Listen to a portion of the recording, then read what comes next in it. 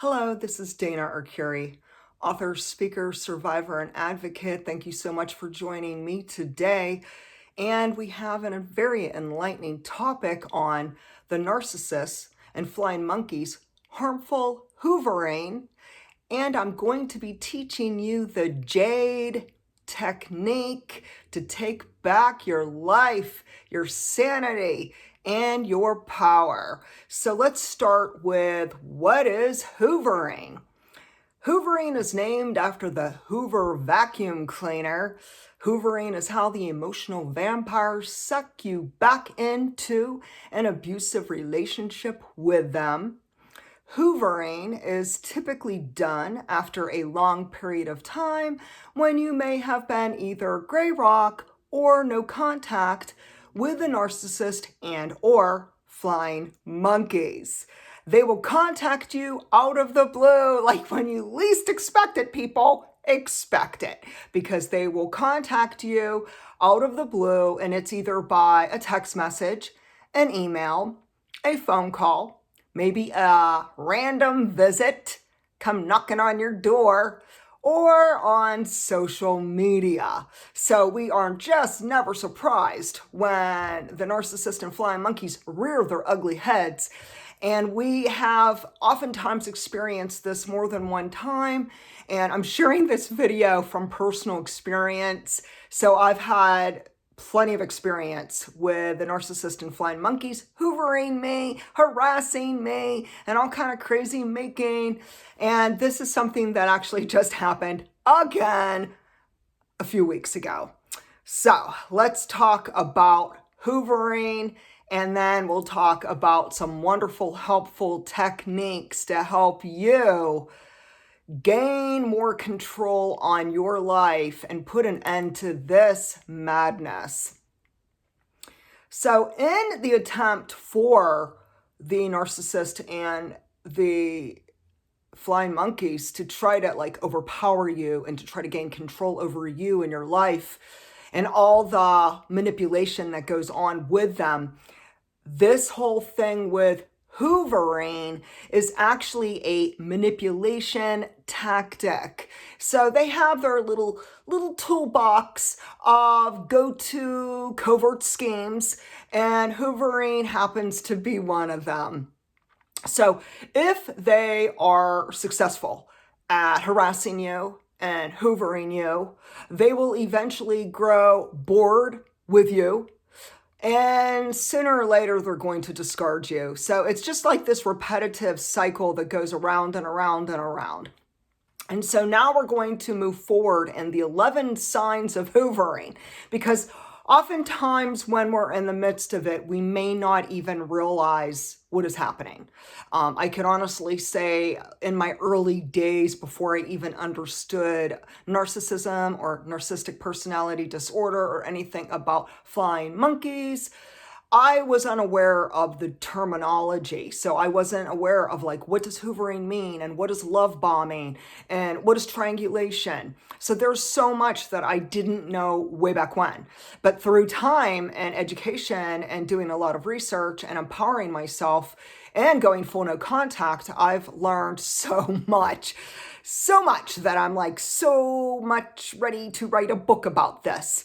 And of course, that is a whole other topic in itself, and one that I'm not going to rush, and I'm going to put a lot of time and attention into thinking about the pros and cons of that. There are so many excellent resources out there for people who are going through any form of narcissistic abuse or toxic relationships. And so I give all of these authors who share their real experiences, I give them 2 thumbs up for speaking up and showing up and being so helpful and educational and a big support system for us scapegoats or the black sheep of the family, and we are the survivors.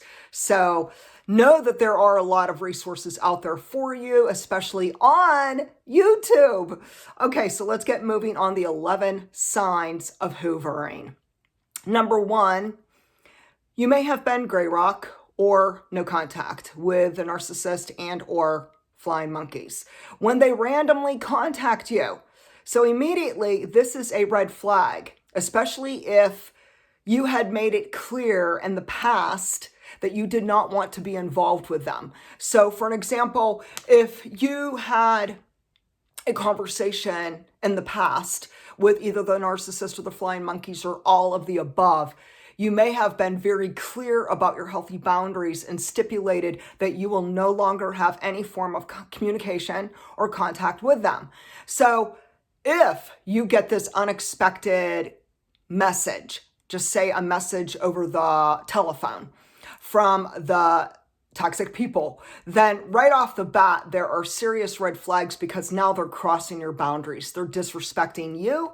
They're disrespecting your boundaries.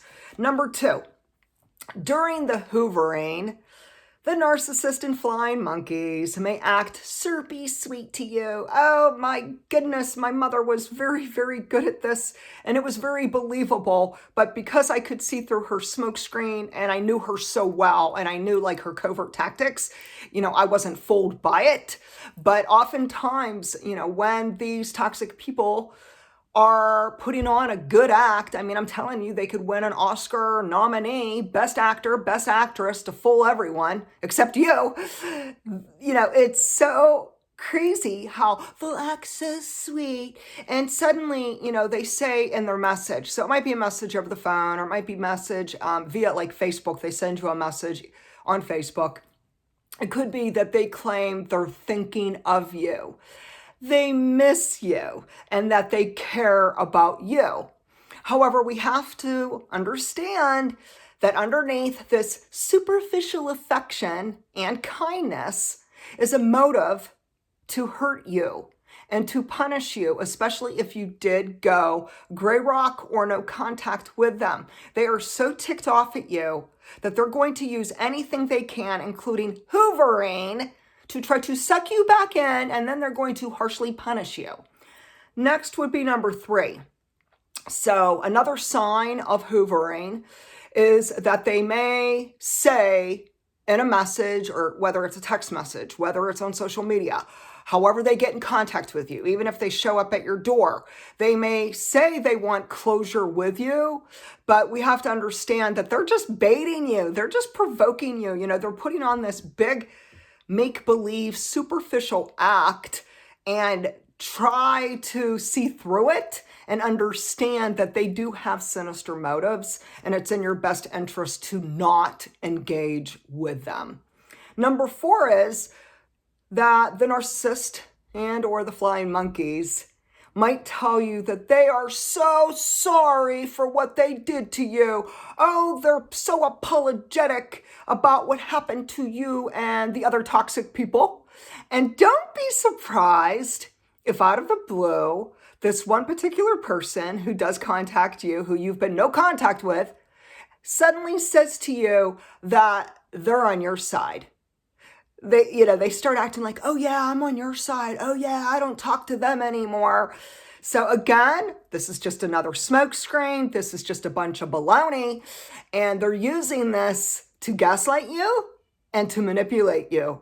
So again, do not fall for this bait. Next is number 5. So the narcissist and or flying monkeys try to act all nostalgic and go down memory lane. So even like if they do like write you a letter, or they contact you on social media and they reach out, through a private message, or they leave you a text message, phone call message, whatever it may be, or if you actually do talk to them, whether it is face-to-face or a phone call, you have to understand that they may try to act like everything's perfectly fine between you and them, but this is furthest from the truth. We have to look at their track record. Did they betray you? Did they abuse you? Did they bully you? Did they retaliate against you? Did they deeply cross your healthy boundaries? Have they disrespected you? So ask yourself a lot of important questions before you answer their call or even think about responding. Usually it's best to take a time out, pause, really pray and meditate on it, gain some clarity, maybe give yourself more space, a couple days to think it through. Otherwise, they're going to suck you back in, and the whole crazy three-ring circus is just going to blow up in your face all over again. Next is number 6. So the narcissist and or flying monkeys may have false accusations about you. So they might leave you a message, or they might say on a phone call or on social media, what have you, something extremely derogatory and negative about you. They might say, well, someone told me you did such and such. And then they may go into this big, long accusation of something that someone else spread rumors about, and it's not even true. So again, they're baiting you, and this is just drama. It's negative energy. And again, this goes back to narcissistic supply, because don't ever forget that both the narcissist and the flying monkeys together need narcissistic supply. And so the key is to starve these emotional vampires. We do not react. We don't quickly respond. It's best to actually give ourselves a long time and distance and space away from them to think through the motives of their actions and words and behaviors, so then we can decide what is in my best interest. And typically what's in your best interest is to just ignore it and forget about it and not respond or reply at all. Number 7 is the narc and flying monkeys will say, I'm just reaching out to you, as if they really care about you, in which we know that they don't have genuineness behind their motives, that in their behaviors we've already seen through past toxic, malicious words and actions and behaviors that they mistreated us, and that some of them have been physically abusive, some of them have been bullying and gaslighting for so many decades. It's just ridiculous. So again, we have to just keep going straight back to, well, why did you go gray rock to begin with? Well, why did you go no contact way back when? Well, because you knew they're toxic people, and that they're trying to harm you, and that there's nothing productive about maintaining a relationship with them, because it's not mutual. Do you understand? So your relationship with a narcissist and or toxic people, it's not a mutual relationship. It's one-sided. So you give and you give and you give, and then you forgive and you forgive and you forgive, and they just keep abusing you over and over. And so it doesn't matter how kind you are, or how empathic you are, or how compassionate you are, or how forgiving you are, because at the end of the day, if they just keep on doing the same old toxic covert schemes and hurt you, that speaks volumes in itself. Next is number 8. And they might say in their message to you, so we're just going to say, for an example, they leave you a text message and it's random. You haven't heard from them for months or even years. And all of a sudden you get this text message from either the narcissist or the flying monkeys. And they say to you, I can't stop thinking about you. You're on my mind. Oh, I had a dream about you the other night. Or they might say, I just can't live without you. This big sob story, it's like a soap opera, drama, and more drama. And then they send you this random declaration. Oh my, so much drama. This declaration of undying love. Oh, how they love you. And so they're saying this to you, this undying love. Oh, I love you and I miss you. I just can't go on without you. Yeah, this is what they do. It's almost laughable now. I mean, that's why I'm laughing, because it is laughable. It's like so pathetic that I can't help finding comedy within it. Like, do they really believe this BS? Do they really think we believe it?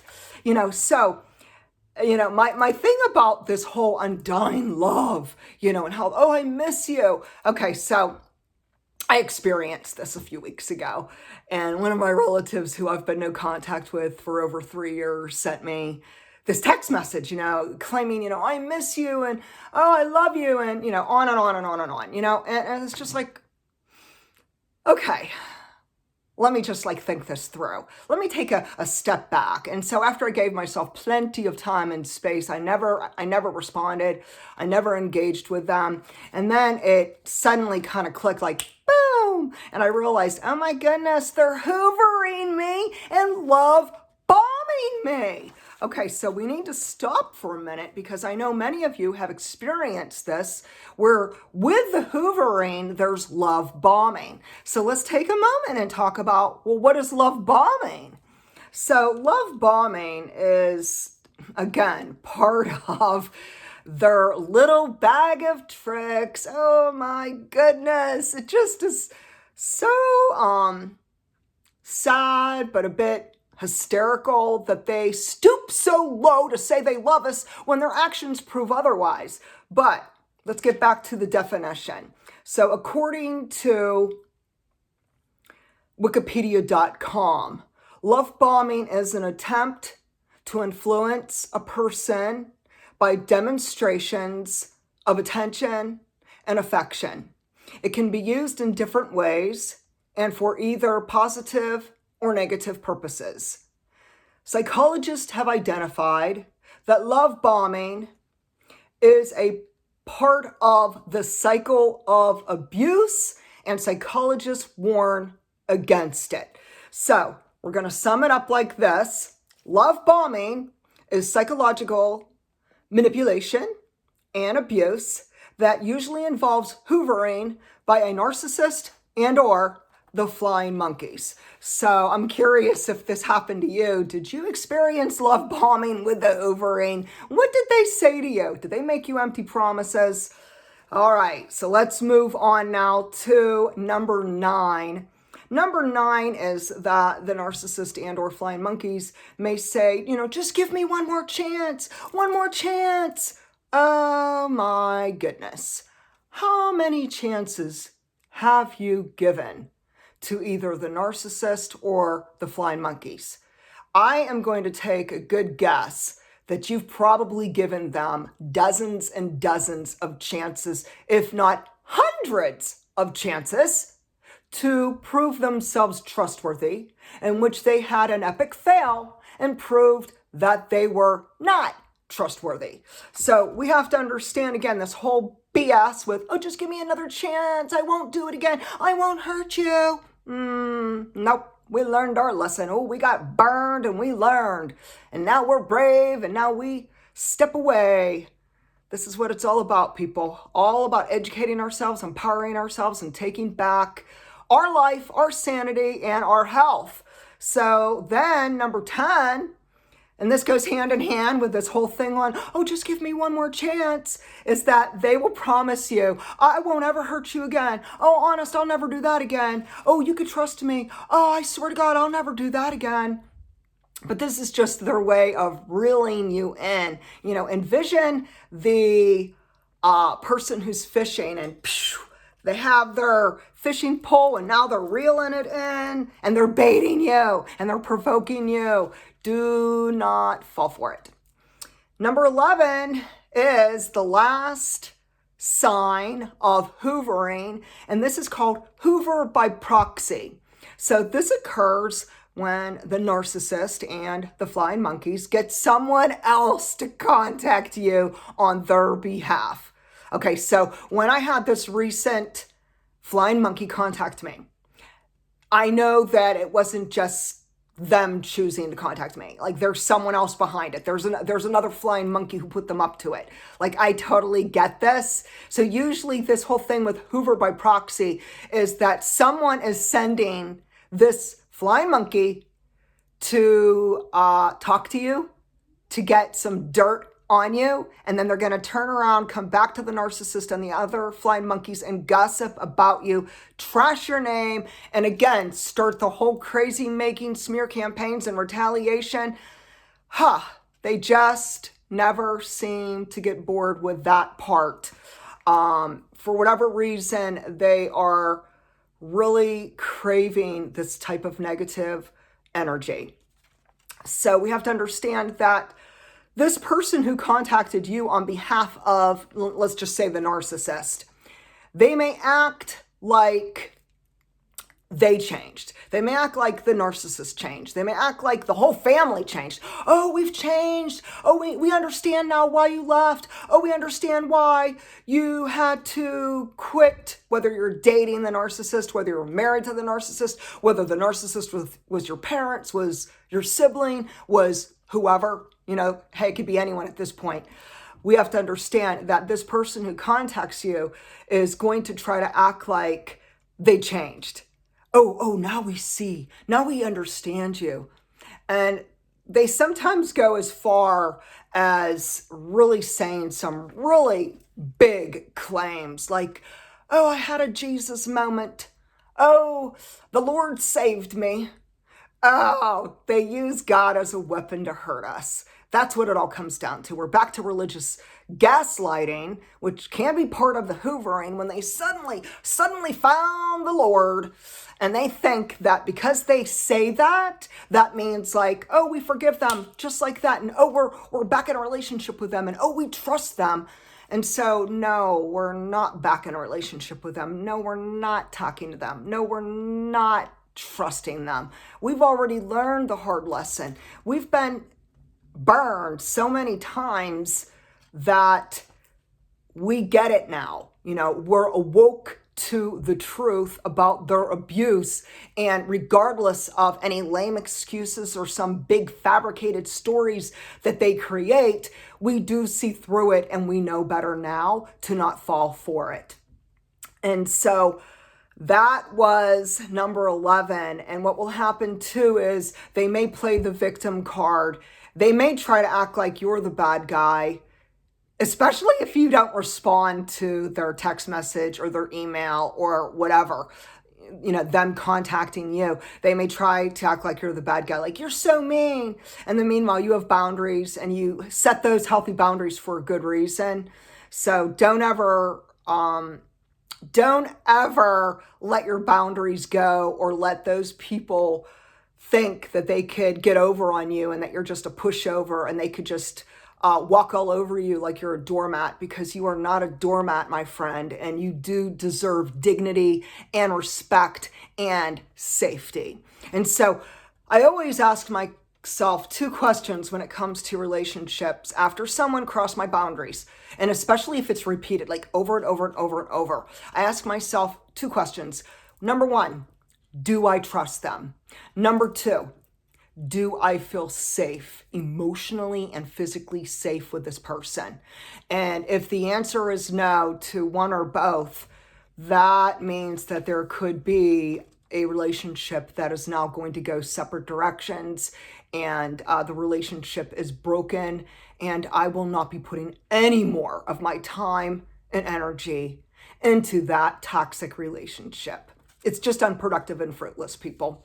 So now we're going to talk about the JADE technique, because I want to end by giving you tools to equip you and help you so you could really strengthen your own self, so you could stay safe, so you could find peace of mind, and that you could continue your healing journey in the best way that could be of service to you. So JADE, J-A-D-E, is an acronym.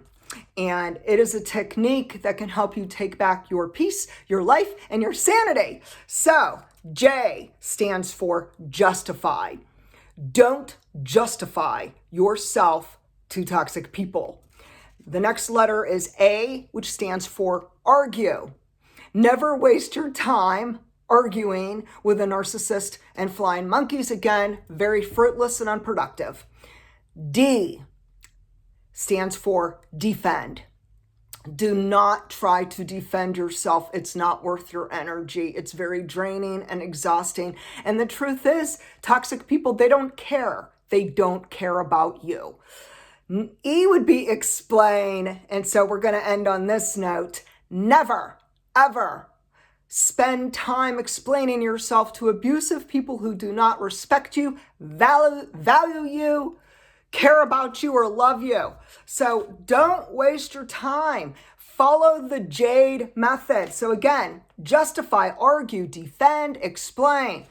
And know this, There's so many other people going through very similar experiences as you.